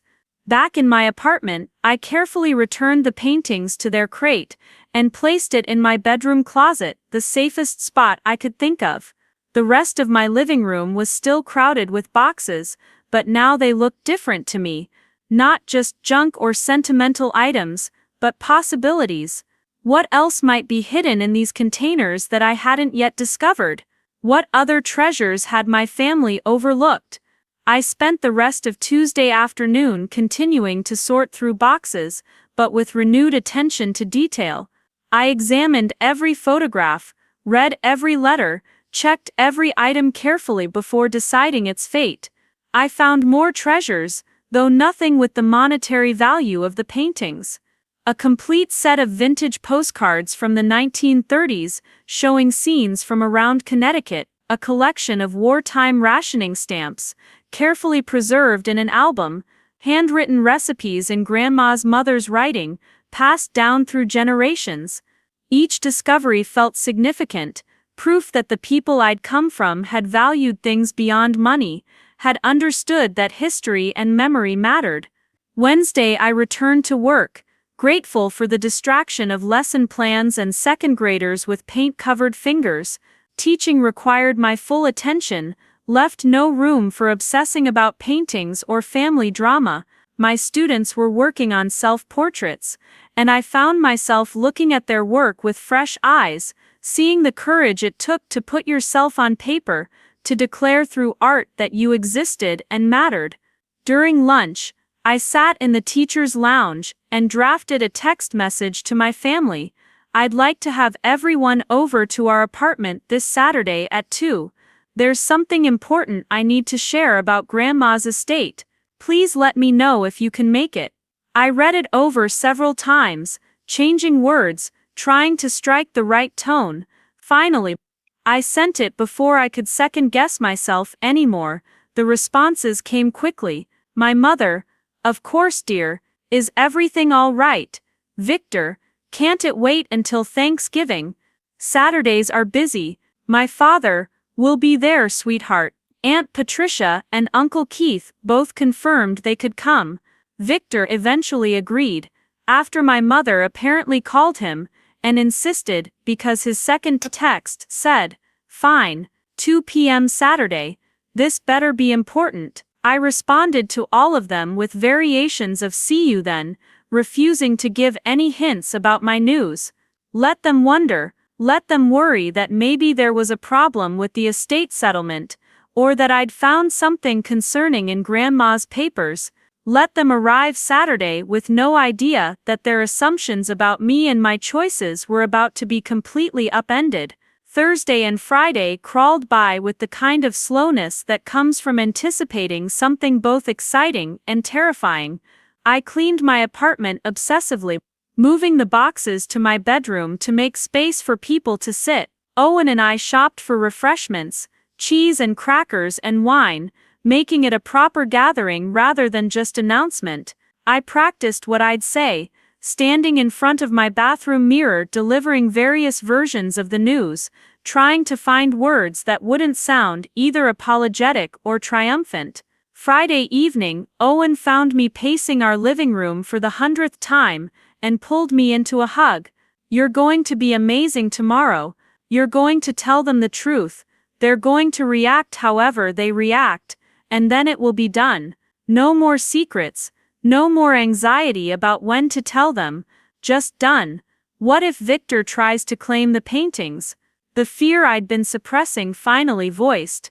What if he says I took them under false pretenses, or that they should be divided among all of us? Then he'll be wrong. Owen said firmly. You have documentation that he gave you explicit permission to take items from the garage, items that were designated as refuse. You have witnesses who heard him say you could take whatever you wanted, and legally, once he gave those items away, they became yours. He can be angry all he wants, but he has no claim. Intellectually, I knew he was right, but emotionally, I was preparing myself for conflict, for accusations, for family members who would suddenly be very interested in my inheritance now that it had value. The little girl in me who'd spent years being compared unfavorably to her brother, who'd heard countless times that her choices were impractical, who'd absorbed the message that she wasn't quite good enough, that girl was scared, but the adult I'd become, the woman who'd followed her instincts and found treasure, she was ready. Saturday morning I woke early and went for a run, burning off nervous energy. The autumn air was crisp and clean, leaves crunching under my feet, and the physical exertion helped quiet my racing thoughts. Back home, I showered and dressed in clothes that felt like armor, dark pants and a burgundy sweater that Grandma had always said brought out my eyes. I arranged the cheese and crackers, set out wine glasses and napkins, made everything look welcoming even though my stomach was in knots. Owen moved through the apartment with calm efficiency, helping with final preparations, offering quiet reassurance. At 1:45, he squeezed my hand and said, "Whatever happens in the next few hours, remember that you did nothing wrong. You honored your grandmother, you trusted yourself, and you found something extraordinary. That's the story here. Don't let anyone rewrite it." The first knock came at precisely 2 o'clock. My parents, always punctual, stood in the hallway with a bottle of wine and uncertain expressions. My mother hugged me perhaps a beat longer than usual, and I realized she was genuinely worried about what I might tell them. Behind them came Aunt Patricia and Uncle Keith, then finally Victor, who arrived 10 minutes late in what I suspected was a power play, making everyone wait for him. Once they were all settled with drinks and appetizers, an awkward silence fell over the room. 7 people crammed into my small living space, sitting on my thrift store couch and mismatched chairs, waiting for me to speak. Victor checked his phone. My mother smoothed her skirt. The moment stretched out until I couldn't postpone any longer. I stood, and all eyes turned to me. "Thank you for coming. I know you're all curious about why I asked you here, so I'll get right to it." I took a breath. "You all know that I took several boxes from Grandma's garage at the estate sale, things that were going to be thrown away. Victor gave me permission to take whatever I wanted from what he called the junk pile." Victor shifted uncomfortably, clearly not liking being reminded of that characterization. I continued, my voice gaining strength. "I spent the last week going through those boxes carefully. I found family photographs, Grandma's journals from across her entire adult life, vintage fabrics from her sewing collection, and other personal items, things that have tremendous sentimental value, at least to me." My mother leaned forward. "That's wonderful, dear. We'd love to see the journals sometime." "You will," I promised. "But that's not the main thing I needed to tell you. In one of the boxes, I found references to something that Grandpa had purchased in 1968, paintings. He'd bought them at an estate sale or auction, had them authenticated by a professor at the university, and then he and Grandma decided to keep them rather than sell them. They wrapped them carefully and stored them in a wooden crate in the attic." Understanding was starting to dawn on Victor's face, and it wasn't pleasant. "Wait, are you saying you found valuable paintings in the stuff from the garage?" "I'm saying I found 4 paintings by a well-known American impressionist from the 1920s. I had them authenticated this week by Dr. Helena Westfield, an expert in American art from that period. She confirmed they're genuine, with solid provenance from a legitimate gallery, in excellent condition. I paused, meeting Victor's eyes directly. Based on current market values, the 4 paintings together are worth between $120,000 and $165,000. The silence that followed was absolute. My mother's hand went to her mouth. My father's eyes widened in shock. Uncle Keith let out a low whistle. Aunt Patricia gasped audibly, and Victor's face went through several colors, settling on a mottled red that suggested either rage or a stroke in progress. "That's impossible," he finally said, his voice tight. "I looked through all that stuff personally." Mrs. Crawley examined everything. There were no valuable paintings. They were wrapped in cloth inside a wooden crate. I explained calmly. The crate was heavy and didn't rattle, so nobody opened it. It was easier to assume it was tools or junk, and designate it for the free pile. "You can't just keep them," Victor said, standing abruptly. "Those paintings were part of Grandma's estate. They should have been included in the formal inventory, and divided according to the will." Owen spoke up for the first time, his voice calm but firm. "Actually, Victor, you gave Gabby explicit permission to take items from the garage that you designated as refuse. We have documentation of that, including the estate sale receipt, that notes garage materials were offered free to family and taken by G. Norton. Once you gave those items away, they legally became Gabby's property." "That's ridiculous," Victor sputtered. "She knew what she was looking for. She found references in those journals and came specifically to take the paintings. That's deceptive." "I didn't know anything when I took the boxes," I said, my voice sharp now. "I took them because they were Grandma's personal things, and I wanted to honor her memory. I found the reference to paintings while reading her journals days later, and even then, I didn't know if they still existed, or what condition they'd be in, or whether they had any value.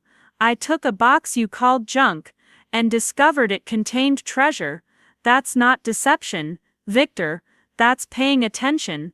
My father cleared his throat, drawing everyone's focus. "Hold on, everyone. Let's take a breath here." He looked at me with an expression I couldn't quite read. "Gabby, sweetheart, walk us through this again. You took boxes from the garage with Victor's knowledge and permission." "Yes, he told me I could take whatever I wanted from the junk pile. His exact words were something like, 'Take all the boxes back there, if it makes you happy.' And you didn't know about any paintings at that point." "I had no idea. I took the boxes because they contained Grandma's personal writings and family photos. I only learned about paintings when I read her journal entry from 1968. My father nodded slowly.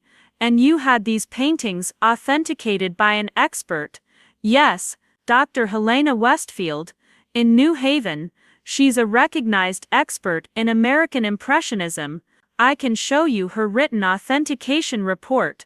He was quiet for a moment, processing, then he looked at Victor. "Son, I love you, but you can't unring this bell. You told your sister she could have those items. You designated them as worthless. The fact that they turned out to have value doesn't change that you gave them away." "Dad, she manipulated the situation," Victor protested. "No," my father said firmly. "She valued things you didn't. She took time to look carefully at what everyone else dismissed. That's not manipulation. That's diligence." My mother spoke up, her voice careful. "Gabriella, what are you planning to do with the paintings?" It was the question I'd been expecting, and I'd prepared my answer. "I haven't decided yet. I might sell some and keep others. I might keep them all. The point is, they're mine to decide about. They were given to me. I found them. I had them authenticated. What I choose to do with them is my business." "But family should share," Aunt Patricia said, her voice plaintive. These are family heirlooms. Family heirlooms that nobody wanted, I reminded her. Victor organized an estate sale where Grandma's entire life was sold off to strangers. He didn't ask if I wanted any of the furniture, or the jewelry, or the silver. He took what he wanted, let Mom and Dad take what they wanted, and I got informed after the fact. The only reason I have these paintings is because they were mixed in with things everyone considered worthless. Victor was pacing now, his hands clenched at his sides, the veins in his neck standing out in a way that would have been concerning if I wasn't so focused on holding my ground. This is unbelievable. You know what those paintings are worth now, Gabby? You can't seriously think you're entitled to keep all of that value for yourself. It's selfish. The word hung in the air like a slap. Selfish. I'd been called many things by my family over the years. Impractical, idealistic, overly sentimental, but selfish was new, and it stung precisely because it was so unfair. I felt Owen tense beside me, ready to jump to my defense, but I placed a hand on his arm. This was my fight. Selfish, I repeated, my voice dangerously quiet. Let me make sure I understand, Victor. When you took Grandma's jewelry without asking if anyone else wanted any pieces, that wasn't selfish. When you claimed the silver service and the antique furniture for your house, that wasn't selfish. When you organized this entire estate sale on a timeline that suited you, pricing items without consulting anyone, keeping the valuable things for yourself and our parents, that wasn't selfish. But me keeping paintings that you literally threw away, that's where we draw the line on selfishness. My mother made a small sound of protest. Gabriella, that's not fair. Victor was executor of the estate. He had responsibilities. He had authority, I corrected, and he used it to benefit himself, which is fine. That's his legal right as executor. But now he's angry because I found value where he saw none, and he wants to rewrite the rules retroactively to include himself in my discovery. That's not how this works. Uncle Keith, who'd been silent until now, spoke up in his jovial way that always felt like he was trying to smooth over conflict. Now, we're all family here. Surely there's a way to make everyone happy. Gabby, what if you sold the paintings and shared the proceeds? That seems fair. Fair. The word tasted bitter. Uncle Keith, let me ask you something. At the estate sale, did you buy anything from Grandma's house? He looked confused by the question. Well, yes. I got that nice tool set from the garage and a few books. And did you offer to share those with me or split the cost? No, but that was only a few $100s worth of stuff. Exactly. It was only worth a few $100s, so it didn't occur to you to share. But my discovery is worth more. So suddenly sharing becomes important. The principle you're suggesting only applies when the stakes are high enough to matter to you. Aunt Patricia jumped in, her voice taking on that wheedling quality that had always set my teeth on edge. Gabriella, dear, you have to understand how this looks. Your brother worked so hard to manage the estate, to organize everything, to handle all the legal matters, and now you swoop in and take the most valuable items he didn't even know existed. Can't you see how that feels unfair to him? I turned to face her fully. What I see, Aunt Patricia, is that Victor made assumptions. He assumed that because something looked like junk, it was junk. He assumed that because I'm not a businesswoman or a lawyer, I couldn't possibly find anything of value. He assumed that his way of measuring worth, monetary value, and obvious prestige was the only way that mattered. And now those assumptions have cost him. And instead of acknowledging that he made a mistake, everyone wants to blame me for being thorough. My father stood up, his movement drawing everyone's attention. He walked to the window and stood looking out for a long moment before turning back to face us. When he spoke, his voice carried a weight I rarely heard from him. I need to say something, and I need everyone to listen. Really listen. The room fell silent. My father commanded respect when he chose to, and this was clearly one of those moments. My mother, he began, kept those paintings for over 40 years. She and my father knew they were valuable. They had them authenticated. They could have sold them at any time, used the money for house repairs or vacations or to help put me through college. But they chose to keep them. They wrapped them carefully, stored them safely, and they kept them. He paused, his eyes moving around the room, landing on each person. Now, why do you suppose they did that? Why keep something valuable hidden away in the attic instead of selling it or displaying it? No one answered. Victor had stopped pacing. My mother's hands were still in her lap. Everyone waited. I think, my father continued, they were saving them. For what or for whom? I don't know. Maybe they hoped to pass them down to me, and then I'd pass them to my children. Maybe they just loved the paintings and couldn't bear to part with them. Or maybe they understood something about value that we've forgotten. He looked at me, his eyes soft. Gabby found those paintings because she was looking for my mother, for the person behind the possessions. She read her journals. She cared about her memories. Everyone else was looking for things to sell, or keep, or display. Gabby was looking for Grandma. His words created a thickness in my throat, made my eyes sting with tears I was determined not to shed in front of everyone. Victor, my father said, turning to my brother, you're angry because you feel foolish. You missed something valuable, and that hurts your pride. I understand that. But son, you need to hear this. Your sister didn't take anything from you, you gave it away. You decided those boxes were worthless without looking inside them. That was your choice, and choices have consequences. Victor's jaw clenched, but he didn't argue. Something in our father's tone made it clear that argument wouldn't be tolerated. My father looked at my mother and aunt and uncle. And the rest of you need to stop trying to guilt Gabby into sharing. She doesn't owe anyone a portion of her inheritance. Those paintings are hers, legally and morally. If she chooses to share, that's her generosity. But it's not an obligation. The room stayed quiet after he finished. My mother looked like she wanted to say something, but couldn't find the words. Aunt Patricia studied her hands. Uncle Keith cleared his throat uncomfortably. And Victor stood frozen, his face a mask I couldn't read. I found my voice, steadier now. I want to show you something. I went to my bedroom and retrieved the box of journals I'd kept separate. I brought it back and set it on the coffee table. These are Grandma's journals, spanning from 1942 to about 2010. Decades of her life, her thoughts, her experiences. They're extraordinary. She wrote about the war, about raising Dad, about life in Riverside, about marriage and loss and joy, and everyday moments that meant something to her. I pulled out one of the notebooks, the one from 1968, and opened it to the entry about the paintings.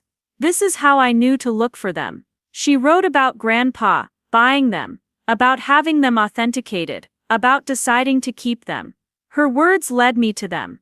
I looked up at my family. I'm going to make copies of these journals for everyone who wants them. These are family history, and they should be shared. The photographs I found, I'll scan them and create albums for everyone. The vintage fabrics, if anyone wants them for quilting or sewing projects, they're available. The things that matter for memory and connection. I'm happy to share. My mother's expression softened. You do that. Share the journals and photos. Of course those are meant to be shared, they're our family story. I paused, but the paintings are different. They're worth significant money, yes, but they're also my security. Do you know what teachers make, Mom? What Owen makes as a professor? We live comfortably but modestly. We have student loans. We rent instead of own. We budget carefully. These paintings represent freedom from financial anxiety. The ability to maybe buy a house someday. To not worry about car repairs or medical bills. To breathe a little easier. I saw understanding start to dawn on my mother's face. She'd spent her life worried about money, married to an accountant who did well but never spectacularly. She understood financial insecurity, in a way Victor, with his six-figure salary and investment portfolio, never had. I haven't decided what I'll do with the paintings yet. I continued. I might sell one and keep the rest. I might keep them all and just have them as assets. I might donate one to a museum in Grandma's name. The point is, it's my choice to make, and I'm asking all of you to respect that." My father nodded. "That's more than fair, sweetheart." Victor finally spoke, his voice strained. "I can't believe this. I can't believe you're all just accepting this. What would you have us do, son?" My father asked. "Force your sister to give you paintings that you threw away. Take her to court over items you designated as garbage. Think about what you're saying." "I'm saying that family should look out for each other," Victor said, but his conviction was wavering. "That windfalls should be shared. Then where was that attitude when you were dividing up the estate?" I asked. "Where was the impulse to share when you were taking the valuable furniture and silver? You had no problem keeping those things for yourself." He had no answer to that. The hypocrisy was too obvious. Owen, who'd been quietly supportive throughout, spoke up. "I think what's happening here is a fundamental disagreement about fairness. Victor, you feel it's unfair that Gabby got something valuable when you did all the work of managing the estate. But from another perspective, it's unfair that Gabby was excluded from estate decisions, and only got leftovers until those leftovers turned out to be valuable. Both things can feel unfair, but only one of them is legally sound. Gabby owns those paintings free and clear. I could contest it," Victor said, but there was no real fight in his voice anymore. "I could argue that she had knowledge I didn't have when she took them." "You could try," Owen agreed, "and you'd lose.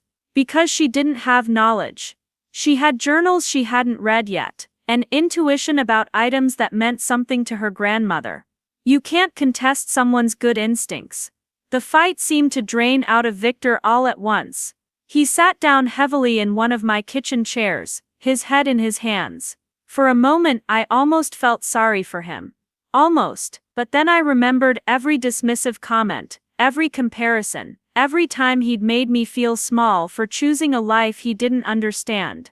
My sympathy had limits. My mother broke the tension by standing and walking over to me. She put her hands on my shoulders and looked directly into my eyes. "I'm proud of you," she said, and I could tell the words cost her something. My mother didn't often admit when she was wrong, didn't easily acknowledge that her judgments might be flawed. "You honored your grandmother in a way the rest of us didn't. You saw value where we saw clutter, and you're right, the paintings are yours." It wasn't an apology exactly, but it was close enough. I hugged her, feeling some of the tension leave my body. "Thank you, Mom." The gathering broke up shortly after that.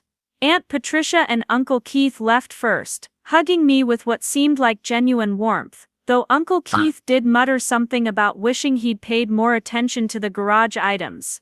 My mother and father stayed a bit longer. Dad looked through one of the journals I showed him, his eyes misting as he read his mother's words about his childhood.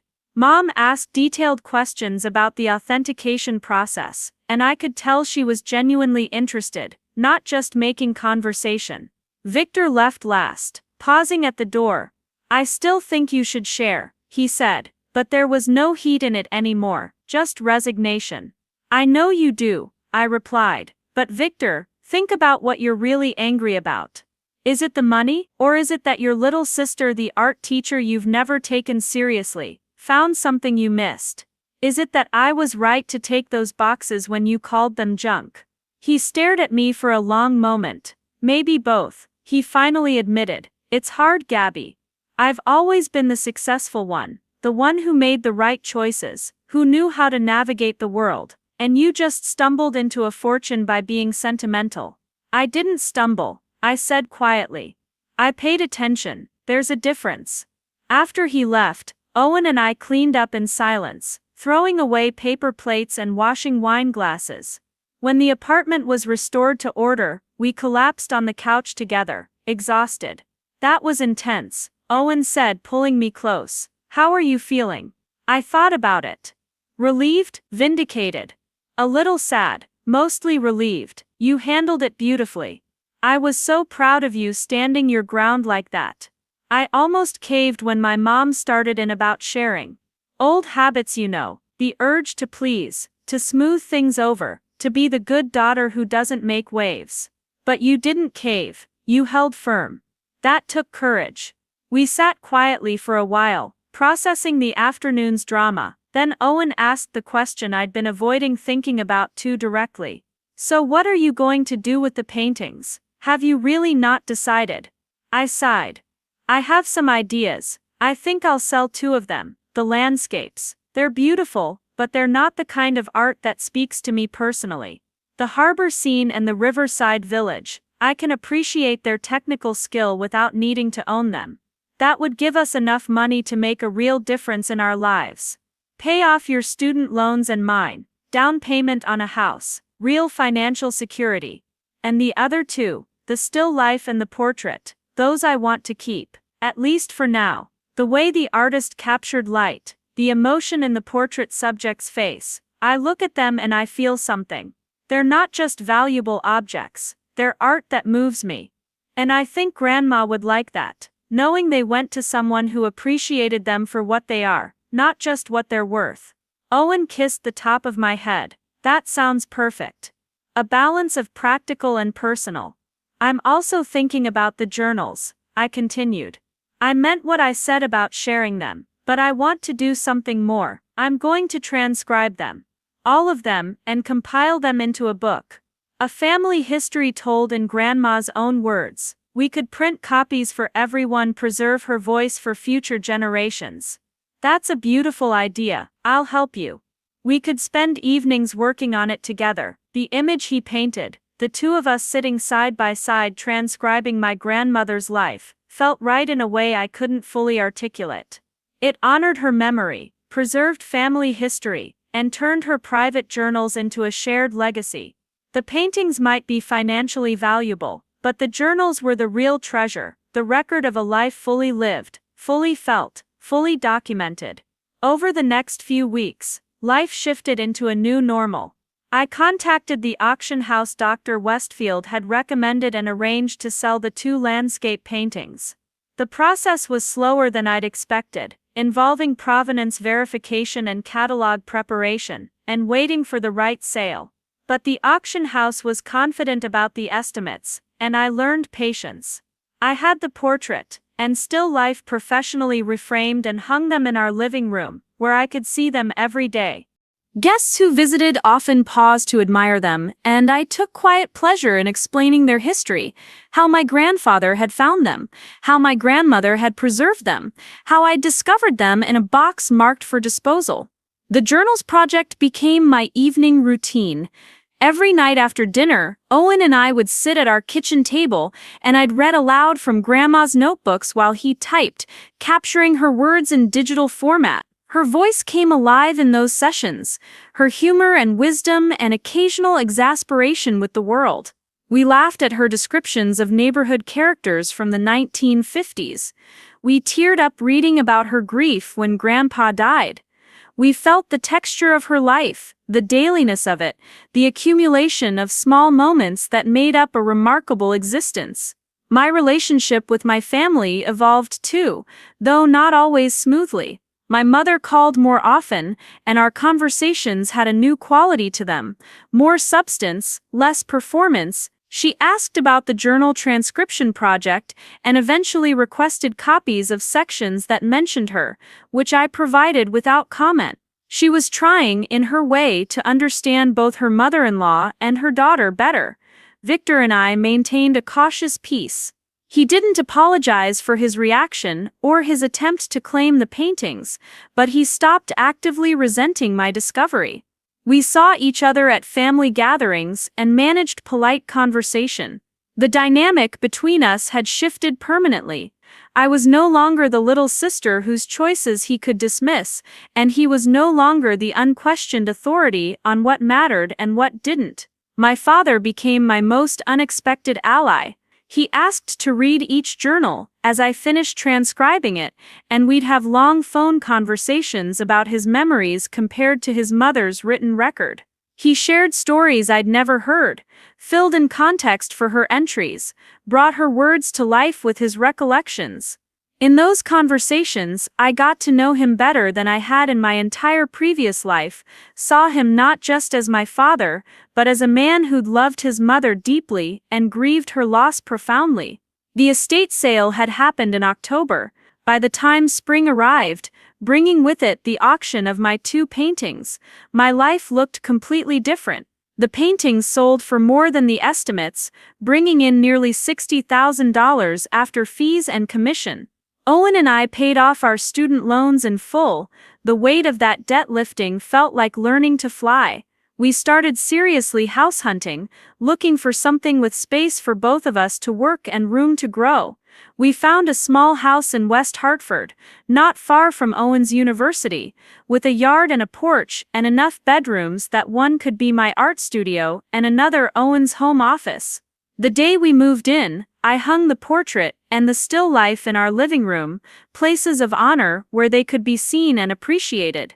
And in my studio, I created a small gallery wall of the family photographs I'd found in Grandma's boxes, images spanning a century, visual proof of where I'd come from. The completed journal transcription took me almost a year. I had each entry dated and organized chronologically, added footnotes explaining references that might not be clear to future readers, and included photographs where appropriate. I had 20 copies printed and bound in hardcover, the kind of book that looked and felt substantial, worthy of the life it contained. I gave copies to my parents, Victor, aunts and uncles, cousins, anyone with connection to Grandma's story. The dedication read, "For Margaret Norton, who understood that the most valuable things in life are often hidden in plain sight, waiting for someone patient enough to look." At the family gathering where I distributed the books, something remarkable happened. People who'd barely spoken to each other in years found common ground in Grandma's words. Cousins compared notes on events she'd described. My mother cried reading about her own wedding from Grandma's perspective. Even Victor seemed moved, though he hid it behind compliments about the book's production quality. Later that evening, Victor pulled me aside. We stood on my parents' back deck, the spring evening cool and promising. "I read some of the journal already," he said without preamble. "The parts about when we were kids." "Yeah?" She wrote about both of us differently than I expected. I thought, I don't know, that she'd have favorites or preferences. But she just loved us, saw us clearly, understood our different qualities, loved us equally. I waited, sensing he had more to say. "She wrote about you discovering art, how excited you got about colors and shapes. She said you saw the world in a way she wished she could see it. That your art wasn't a hobby or a phase, it was a calling." He paused. "I never understood that. I thought you were wasting potential, choosing a low-paying career when you could have done something more lucrative. But maybe I was measuring with the wrong ruler." It was the closest thing to an apology I'd ever gotten from Victor, and I recognized it for the peace offering it was. "We measure differently," I said. "That's okay. The world needs both kinds of people." "I'm sorry," he said, the words clearly difficult. "About the paintings, about trying to claim them. I was wrong. Dad was right, you found them because you were looking for her, not for valuable things. I should have respected that." "Thank you," I said simply, "because sometimes that's all that's needed, acknowledgement and acceptance." "Are you happy?" he asked. "With your house and your art and your quiet life?" I thought about my students, about the moment a child's face lights up when they create something they're proud of. I thought about Owen and our home, and the paintings on our walls. I thought about Grandma's journals and the legacy I'd helped preserve. "Yes," I said. "I'm happy. Are you?" He considered the question seriously.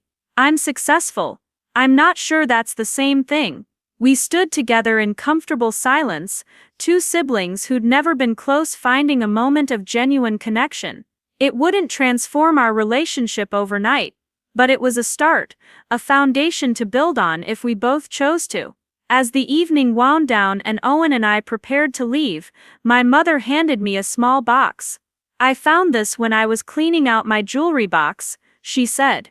"It was your grandmother's. She gave it to me years ago, but I think she'd want you to have it. Inside was a simple gold locket. I opened it to find two tiny photographs, one of my grandfather as a young man in his army uniform, the other of Grandma herself, probably from the same era. They looked impossibly young, full of hope and future, unaware of all the years they'd share, the life they'd build, the love that would sustain them through joy and loss. "Thank you," I whispered, fastening the locket around my neck.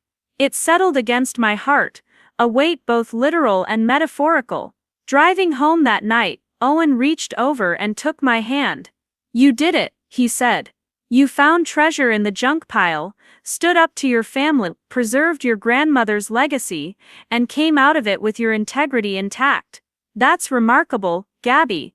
I looked out the window at the passing streetlights, thinking about the journey from that estate sale day to this moment.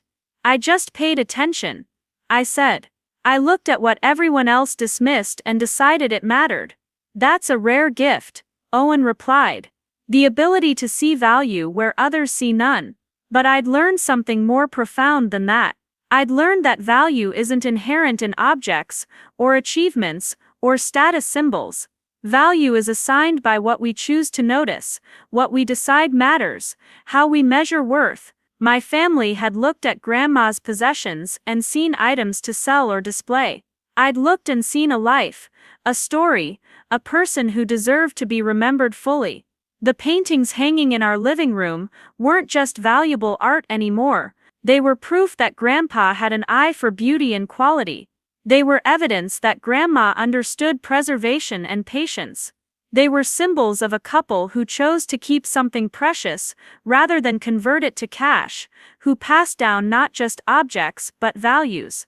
And in the end, that was the real inheritance, not the monetary value of the paintings, not even the historical value of the journals, but the lesson that the most important things in life often hide in unexpected places, waiting for someone willing to look past surface appearances to find the treasure beneath.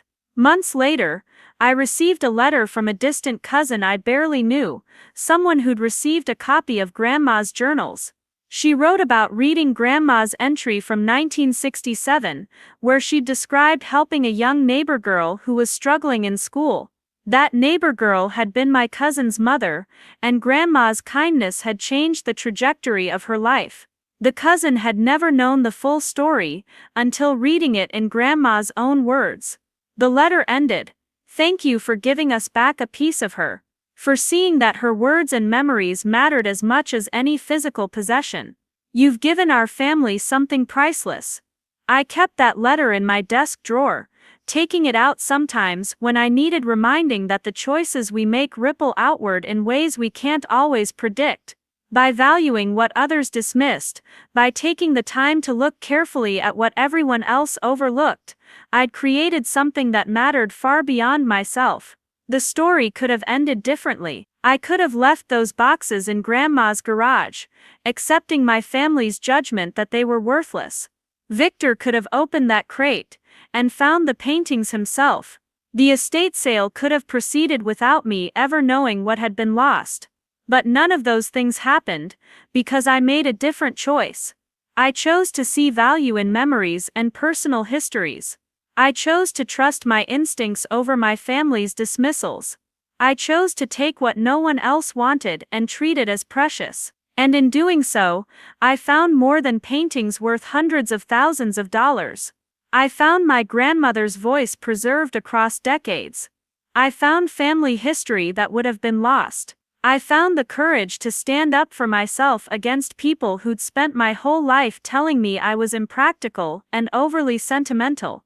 I found that sometimes being sentimental and impractical leads you exactly where you need to be.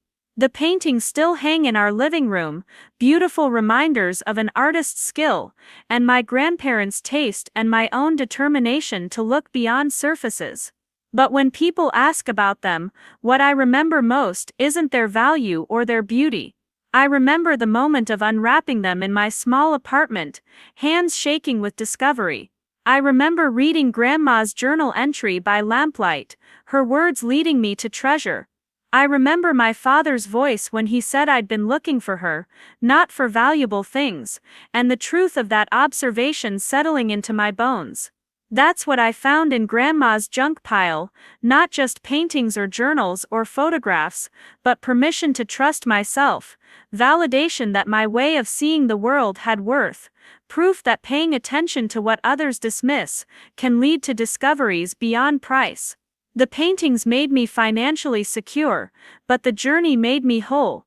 Up next, you've got two more standout stories right on your screen. If this one hit the mark, you won't want to pass these up. Just